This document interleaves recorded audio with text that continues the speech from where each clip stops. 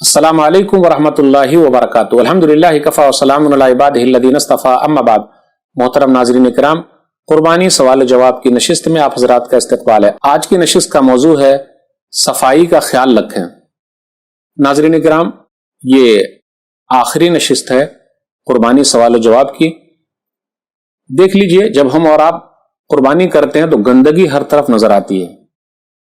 کتنے لوگوں کو آپ دیکھیے گا اتنی گندگی کرتے کوئی حساب نہیں، جبکہ اسلام کے اندر صفائی آدھا ایمان ہے۔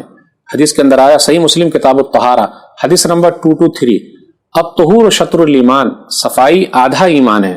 اللہ کے واسطے صفائی کا خیال رکھیے، ہڈی کو ادھر مت پھینکیے، اتری پچونی کو ادھر ادھر مت پھینکیے۔ مہانگر پالیکا ہم کو جو گائیڈ لائن دیتا ہے اس کے حساب سے ہم چلیں، گندگی نہ پھیلائیں، اس سے ہمارا ہی نقصان ہے۔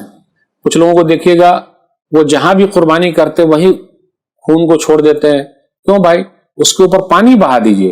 اسی طرح آپ چھتوں کے اوپر ذبح کرتے ہیں تو وہاں پانی بہا دیجئے، گندگی مت رکھیے۔ کئی دنوں کے بعد کھولا گیا وہی چمڑا وہی ہے۔ تو جہاں بھی رہے صفائی کا خیال رکھیے۔ کتنے لوگ کیا کرتے ہیں، خون لگا لیتے اپنے بدن پہ، دکھاتے جی ہم تو جانور کو ذبح کر رہے ہیں۔ چھوڑے کو لے کر مت گھومیے، پردے میں لے جائیے، ہر چیز کو پردے میں رکھیے۔ اللہ کے لیے کر رہے ہیں اور اللہ کو خوش کرنے کے لیے کر رہے ہیں تو صفائی آدھا ایمان ہے، اس کا خیال رکھیے۔ وَثِيَابَكَ فَطَهِّرْ، سورہ مدثر سورہ نمبر 74 آیت نمبر 4، کہ آپ اپنے کپڑے کو صاف رکھیے۔ تو ہم اور آپ اپنے کپڑے کو صاف رکھیں، ماحول کو صاف رکھیں۔ بھائی زمین ہماری ہے، اس کو صاف رکھیں، ماحول ہمارا ہے، صاف رکھیں۔ محلے ہمارے ہیں، گندے محلے تو مسلمانوں کے لیے نشانی بن گئے۔ اللہ کے واسطے اس داغ کو دھو دیجئے۔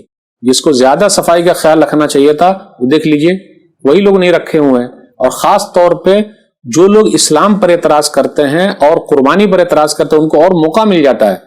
اللہ کے واسطے جگ ہنسائی کا ذریعہ نہ بنیے۔ تو ناظرین کرام، یہ آخری نشست تھی اس کے تعلق سے کہ صاف صفائی کا خیال رکھیے۔ اللہ ہم سب کو توفیق دے، آمین۔ والسلام علیکم ورحمۃ اللہ وبرکاتہ۔